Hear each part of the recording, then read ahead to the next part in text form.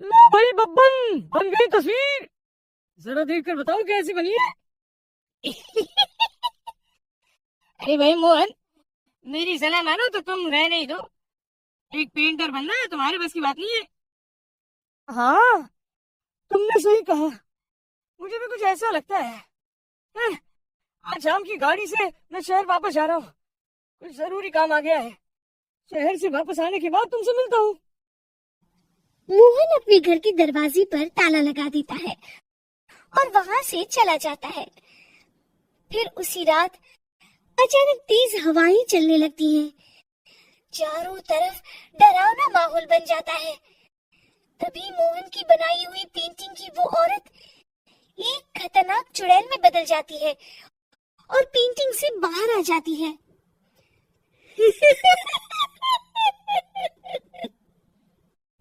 चुड़ैल घर के बाहर चली जाती है। वहीं दूसरी तरफ दो चोर लाला सुखीराम के घर से चोरी करके भाग रहे होते हैं। दोनों भागते भागते गांव के चौराहे के पास पहुंच जाते हैं। तभी अचानक वो चुड़ैल उन दोनों के सामने आ जाती है।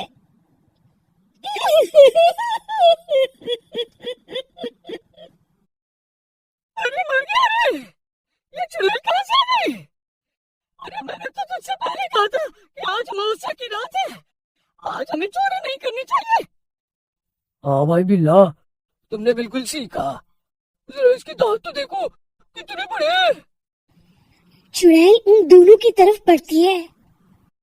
अरे चुड़ैल दीदी, तुम चाहो तो ये सारे पैसे और जेवर ले लो, लेकिन हम दोनों को कुछ मत करना।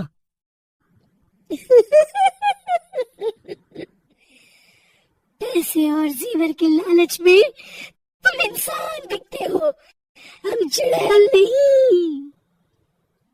तभी चुड़ैल उन दोनों चोरों को पुतले बना देती है।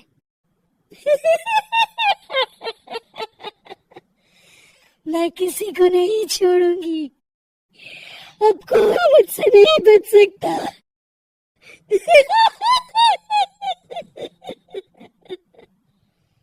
चुड़ैल अपने अगली शिकार की खोज में वहां से चली जाती है। गांव की दूसरी ओर जाने पर चुड़ैल को हरिया, बिरजू और बब्बन दिखाई देते हैं। आज संडे है। आज कपिल शर्मा शो देखने का दिन है। जोर से बोलो, आज संडे है। मैंने नहीं सुना। आज संडे है। आज कपिल शर्मा देखने का दिन है। हाँ, ये हुई ना बात। अरे ये कपिल शर्मा कौन है जो ये लोग उसे देखने के लिए इतने उतावले हुए जा रहे हैं? खैर, मुझे क्या, मैं अभी इन दोनों को मसाज सिखाती हूँ। चुड़ैल तेजी से उड़कर उन तीनों के सामने आकर खड़ी हो जाती है।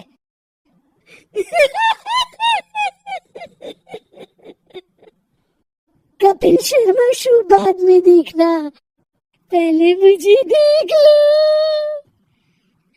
बब्बन चुड़ैल को देखते ही पहचान जाता है। अरे ये तो तस्वीर वाली औरत की जैसी दिख रही है। मुझे अभी नहीं मरना है।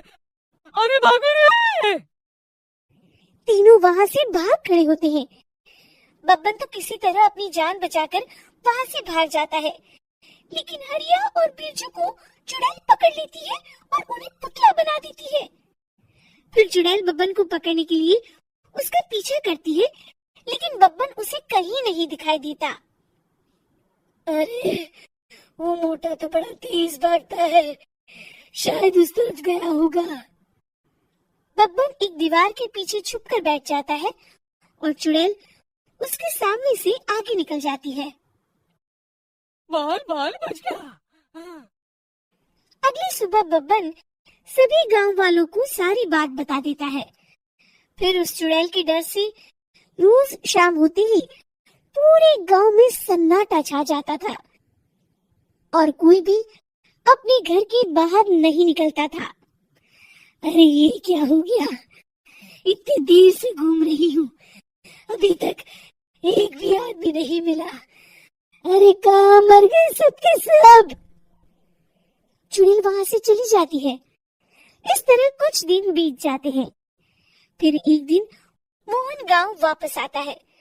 बब्बन उसे बताता है कि उसकी बनाई तस्वीर से एक चुड़ैल बाहर आ गई है। मोहन समझ जाता है कि ये कोई आम कागज नहीं है। वो जो भी उस कागज पर बनाएगा वो असलियत का रूप ले लेगा। अरे मोहन भाई, अब तुम क्या करने वाले हो? मेरे पास एक बहुत बढ़िया तरकीब है। मैं इस कागज पर उस चुड़ैल की एक ऐसी तस्वीर बनाऊंगा जिसमें वो तपती धूप के नीचे खड़ी दिखाई देगी, और फिर जैसे ही सवेरा होगा वो चुड़ैल इस कागज से निकलकर बाहर चली जाएगी और सूरज की तेज धूप में जलकर राख हो जाएगी। मोहन बिल्कुल वैसे ही तस्वीर बना देता है और जैसे ही सवेरा होता है वो चुड़ैल कागज से निकलकर बाहर धूप में चली जाती है और सूरज की गर्मी बर्दाश्त नहीं कर पाती और जलकर राख हो जाती है।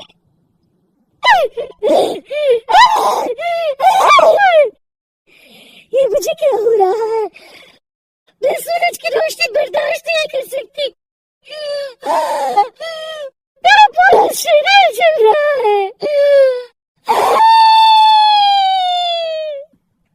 और इस तरह चुड़ैल की जलती ही पुतली बने सभी लोग पहले की तरह इंसान बन जाते हैं।